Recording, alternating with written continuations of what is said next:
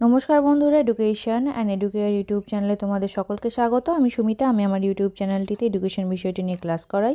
তোমরা যারা আমার চ্যানেলে নতুন তারা আমার চ্যানেলটি অবশ্যই সাবস্ক্রাইব করবে। আজকের ভিডিওটিতে আমরা ইউজিসি নেট এবং ওয়েস্ট বেঙ্গল সেট এডুকেশন সাবজেক্টের প্রিপারেশানের ইউনিট 1 এডুকেশনাল স্টাডিজ এই ইউনিট থেকে কিছু ইম্পর্টেন্ট কোয়েশ্চেন নিয়ে আলোচনা করব, যেগুলো প্রিভিয়াস ইয়ারের এক্সামে আমরা আসতে দেখেছি। সেই সমস্ত প্রশ্নগুলো নিয়ে আমি আজকের ভিডিওটিতে সম্পূর্ণ বিস্তারিতভাবে আলোচনা করব। এর আগে সিলেবাসের বিভিন্ন ইউনিট নিয়ে আমি আলোচনা করেছি, কোয়েশ্চেন অ্যান্সার সলভ করেছি। আশা করছি সেই ভিডিওগুলো তোমাদের প্রিপারেশানে অনেকটাই হেল্পফুল হবে। এছাড়া বিভিন্ন টপিক নিয়ে আমি আলোচনা করেছি, যেগুলো থেকে বারবার এক্সামে কোয়েশ্চেন এসেছে। সেই সমস্ত টপিকগুলো নিয়ে সেই ভিডিওগুলো তোমরা আমার চ্যানেল থেকে অবশ্যই দেখে নেবে। আশা করছি তোমাদের প্রিপারেশানে অনেকটা হেল্পফুল হবে। আজকের ভিডিওর প্রথম প্রশ্ন হচ্ছে, এখানে একটি ম্যাচিং দেওয়া হয়েছে লিস্ট 1 এবং লিস্ট 2। লিস্ট 1-এ ফিলোসফি দেওয়া হয়েছে, লিস্ট 2-এ সোর্স অফ নলেজ দেওয়া হয়েছে, অর্থাৎ জ্ঞানের উৎস। জৈন ফিলোসফি, চারবাক ফিলোসফি, ন্যায় ফিলোসফি, প্রভাকর ফিলোসফি। আচ্ছা, প্রভাকর ফিলোসফি হচ্ছে মীমাংসা দর্শনের একটি দর্শন, মানে মীমাংসা দর্শনই Prabhakar philosophy.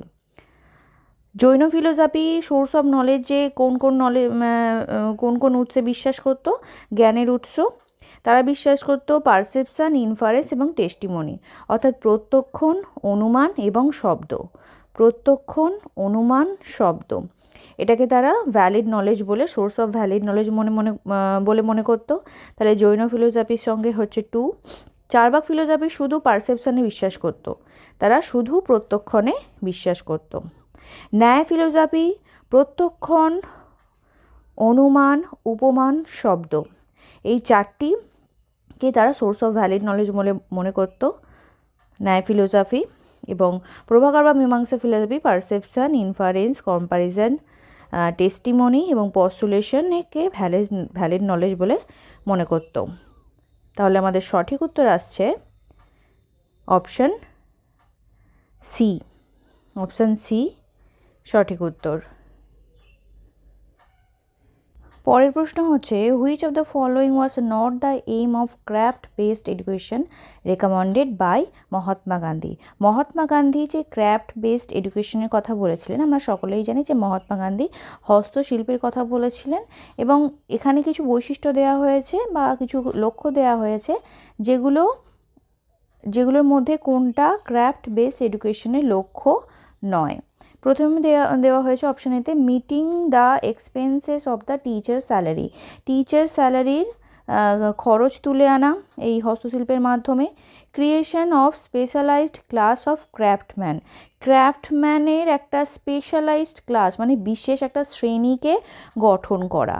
Dignity of labour, শ্রমের প্রতি মর্যাদা দান। Minimisation of drift of rural youth to the cities in search of job. Rural youth যখন শহরে জব খোঁজার জন্য যায়, মানে গ্রামের যে ইউথ আছে তারা যাতে শহরে জব খোঁজার জন্য না চলে যায় সেটার দিকে লক্ষ্য রাখা, অর্থাৎ সেই সংখ্যাটাকে কমিয়ে আনা। এখানে ক্রাফট বেসড এডুকেশনের কোনটি লক্ষ্য নয় বা কোনটি উদ্দেশ্য নয়? একটা স্পেশালাইজড ক্লাস তৈরি করা। কোনো স্পেশালাইজড ক্রাফটম্যানের ক্লাস গঠনের কথা কিন্তু মহাত্মা গান্ধী বলেননি, যে একটা স্পেশালাইজড ক্লাস গঠন করতে হবে, বিশেষ একটা ক্রাফটম্যানের ক্লাস গঠন করতে হবে, সেরকম কথা কিন্তু মহাত্মা গান্ধী বলেননি। অপশান বি সঠিক উত্তর। নেক্সট হচ্ছে, arrange the following Indian philosopher in chronological order of their year of birth. এই সমস্ত ইন্ডিয়ান ফিলোসফারদের নাম দেওয়া হয়েছে তাদের জন্ম সাল অনুযায়ী বা জন্মসাল অনুযায়ী ক্রোনোলজিক্যাল অর্ডারে আমাদের সাজাতে হবে। প্রথমে দেওয়া হয়েছে Aurobindo Ghosh. Aurobindo Ghosh জন্মেছিলেন 1872।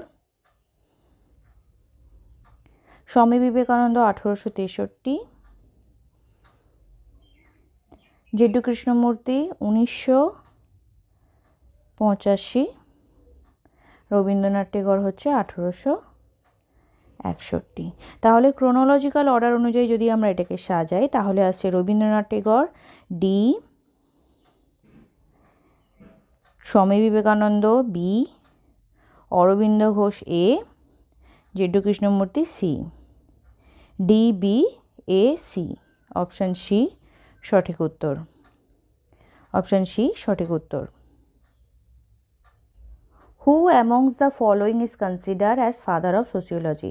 Father of sociology কাকে বলা হয়? অপশান এতে আছে জর্জ পেনি, অপশান বিতে আছে ম্যাক্স ওয়েবার, অপশান সিতে আছে অগস্ট কমটে, অপশান ডিতে আছে ম্যাকলেভার। ফাদার অফ সোসিওলজি বলা হয় অপশান সি অগস্ট কমটেকে। অগস্ট কমটেকে ফাদার অফ সোসিওলজি বলা হয়, যিনি ছিলেন একজন ফ্রেঞ্চ ফিলোসফার যাকে ফাদার অফ সোসিওলজি বলা হতো। First use the term sociology, তিনি সোসিওলজির যে টার্মটা আছে সোসিওলজি শব্দটা তিনি প্রথম ব্যবহার করেন ইন দ্য ইয়ার 1838-এ to refer the scientific study of society. Society সম্পর্কে, সমাজ সম্পর্কে একটা সায়েন্টিফিক স্টাডি করার জন্য তিনি সোসিওলজি শব্দটা 1838 খ্রিস্টাব্দে ব্যবহার করেন father of sociology Auguste Comte. Next question হচ্ছে Davis has characterize which of the following as a main social function of family?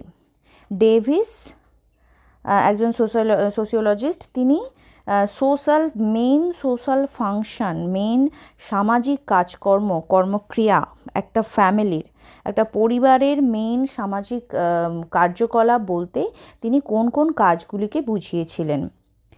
এতে আছে রিপ্রোডাকশন অর্থাৎ প্রজনন করা, বিতে আছে মেনটেনেন্স অর্থাৎ রক্ষণাবেক্ষণ করা, নিজের পরিবারকে রক্ষণাবেক্ষণ করা, অপশান সিতে আছে প্লেসমেন্ট অর্থাৎ স্থান নির্ণয় করা, নিজের পরিবারে স্থান নির্ণয় করা, অপশান ডিতে আছে socialisation of the young ones, যারা ছোট আর কি সন্তানদের সোশ্যালাইজেশন অর্থাৎ সামাজিকীকরণে একটা ভূমিকা রাখা, ইতে আছে ম্যারিং দ্য কিডসদের বিয়ে করা, মানে যা সন্তান আছে তাদেরকে বিয়ে করা।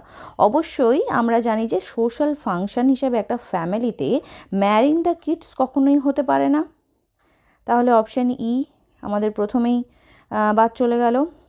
রিপ্রোডাকশন প্রজনন হতে পারে, মেনটেনেন্স রক্ষণাবেক্ষণ হতে পারে, প্লেসমেন্ট স্থান নির্ণয় হতে পারে এবং সন্তানদের সোশ্যালাইজেশন বা সামাজিকীকরণ কাজ হতে পারে।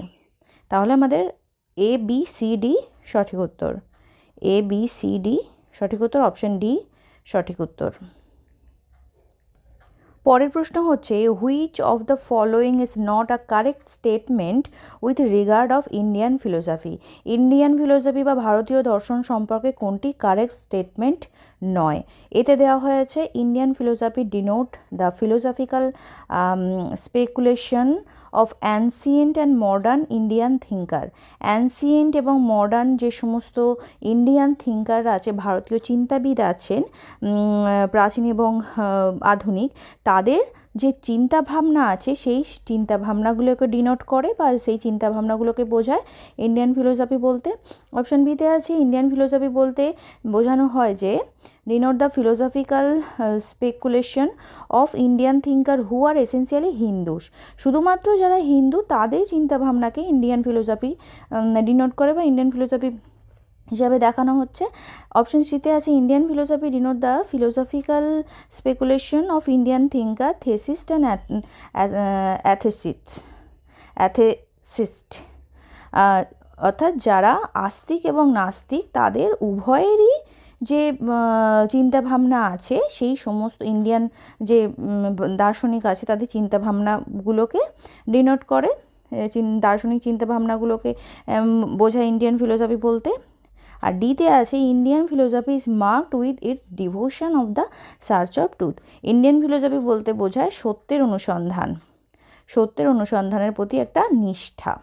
তাহলে আমরা যদি আমাদের অপশনগুলো দেখি তাহলে এখানে ভুল যে অপশনটি আমাদের মনে হচ্ছে সেটি হচ্ছে যে শুধুমাত্র যারা হিন্দু তাদের ফিলোসফিক্যাল চিন্তাভাবনাগুলো বোঝায় না ইন্ডিয়ান ফিলোসফি বলতে, সেটা অ্যানসিয়েন্ট বা মডার্ন ইন্ডিয়ান থিঙ্কার হোক, আস্তিক হোক, নাস্তিক হোক, যে কোনো ইন্ডিয়ান থিঙ্কার হোক, সমস্ত ইন্ডিয়ান থিঙ্কারদের ফিলোসফিক্যাল চিন্তাভাবনাগুলোকে ইন্ডিয়ান ফিলোসফির আওতায় আনা হয়। তাহলে আমাদের অপশন বি সঠিক উত্তর। নট বলা হয়েছে, নট কারেক্ট। নেক্সট কোয়েশ্চেন হচ্ছে ontology is the branch of philosophy which deals with the theory of. Ontology philosophy অর্থাৎ দর্শনের একটা ব্রাঞ্চ বা শাখা, সেখানে কি সম্পর্কে আলোচনা করা হয়। অপশন এতে আছে ভ্যালু অর্থাৎ মূল্যবোধ, অপশন বিতে আছে ক্রিয়েশন অর্থাৎ সৃষ্টি, অপশন সিতে আছে নলেজ জ্ঞান সম্পর্কে, অপশন ডিতে আছে বিং অ্যান্ড দেয়ার রিলেশনস সত্তা এবং তাদের রিলেশনের সম্পর্কে আলোচনা করা হয় অন্টোলজিতে। অন্টোলজি কি আমরা জানি যে দর্শনের বিভিন্ন শাখা আছে বা দর্শনে যে বিষয়বস্তু আছে, ফিলোসফির যে বিষয়বস্তু আছে, মূলত তিনটি বিষয়বস্তু: অধিবিদ্যা বা মেটাফিজিক্স, জ্ঞানতত্ত্ব এপিস্টেমোলজি এবং মূলবিদ্যা। তো এই অধিবিদ্যা বা মেটাফিজিক্সের আরও তিনটি আলোচ্য বিষয় আছে। একটা হচ্ছে বিশ্বতত্ত্ব, মনোদর্শন এবং তত্ত্ববিদ্যা। বিশ্বতত্ত্ব কি? বিশ্বতত্ত্ব হচ্ছে কসমোলজি, তত্ত্ববিদ্যা হচ্ছে অন্টোলজি এবং মনোদর্শন হচ্ছে ফিলোসফি অফ মাইন্ড। আমাদের এখানে অন্টোলজি সম্পর্কে জানতে চাওয়া হয়েছে, অর্থাৎ তত্ত্ববিদ্যা সম্পর্কে জানতে চাওয়া হয়েছে।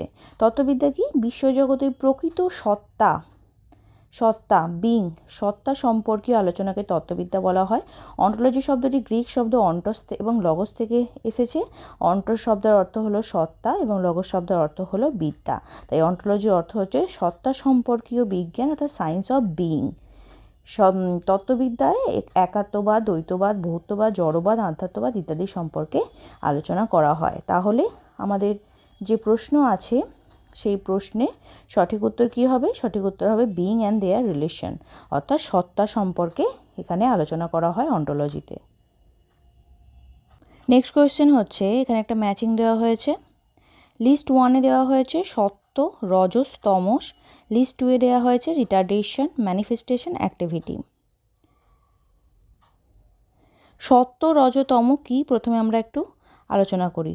সত্য, রজ এবং তম হচ্ছে, আমরা জানি যে সাংখ্য দর্শন ডুয়ালিস্টিক দর্শন, অর্থাৎ দ্বৈতবাদে বিশ্বাসী, অর্থাৎ পুরুষ এবং প্রকৃতিতে বিশ্বাসী।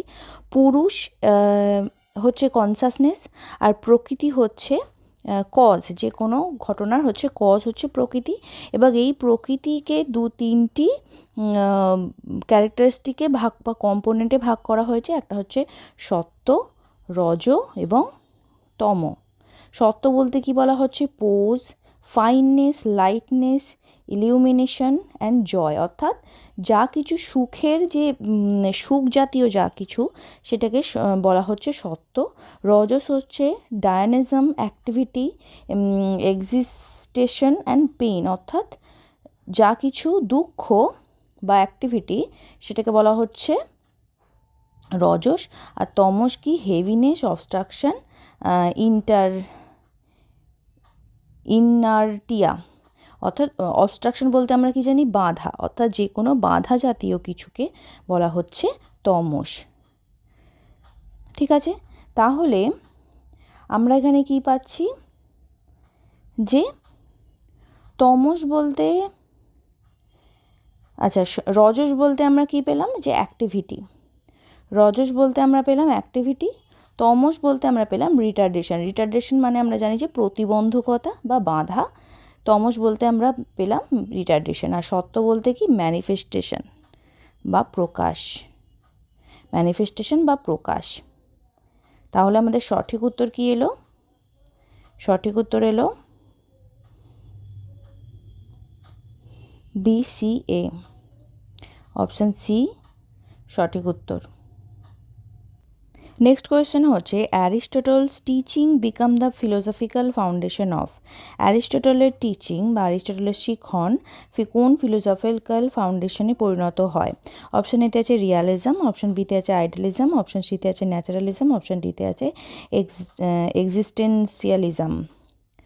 আচ্ছা, অ্যারিস্টটলের শিক্ষণ, অ্যারিস্টটল কি বলেছিলেন? যে অ্যারিস্টটল বলেছিলেন যে কোনো বস্তুর সম্পর্কে যে আমাদের জ্ঞান, সেই জ্ঞান কোনো কিছুর ওপর নির্ভর করে না, অর্থাৎ সেই কোনো বস্তুর কোনো বস্তুর যে অস্তিত্ব, সেটা কোনো জ্ঞানের ওপর নির্ভর করে না বা কারোর মনের ওপর নির্ভর করে না।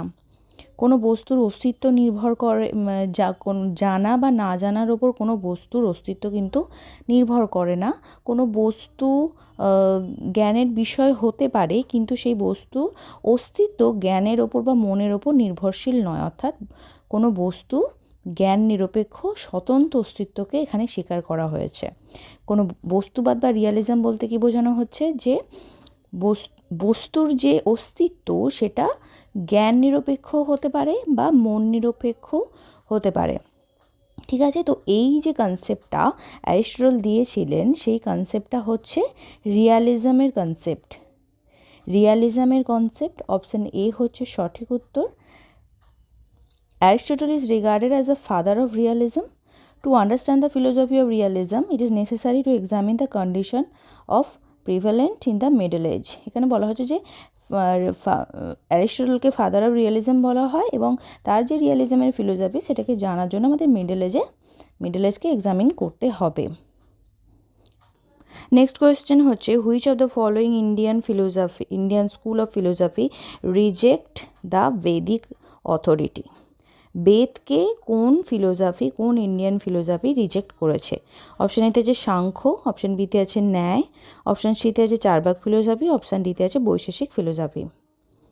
আমরা জানি যে সমস্ত ফিলোসফিগুলো আছে, ভারতীয় দর্শনগুলো আছে, তারা অর্থোডক্স এবং আনঅর্থোডক্স, অর্থাৎ কিছু বেদে বিশ্বাসী এবং কিছু বেদে বিশ্বাসী নয়। বেদে কারা কারা বিশ্বাসী? ন্যায়, বৈশেষিক, যোগ, সাংখ্য, পূর্ব মীমাংসা, উত্তর মীমাংসা। আর বেদ বিরোধী চারবাক, জৈন, বৌদ্ধ। আমাদের কি প্রশ্নে চাওয়া হয়েছে যে বেদ বিরোধী, অর্থাৎ বেদকে রিজেক্ট করেছে কোন দর্শন? বেদ অথরিটিকে রিজেক্ট করেছে কোন দর্শন? চারবাক দর্শন। অপশান সি সঠিক উত্তর।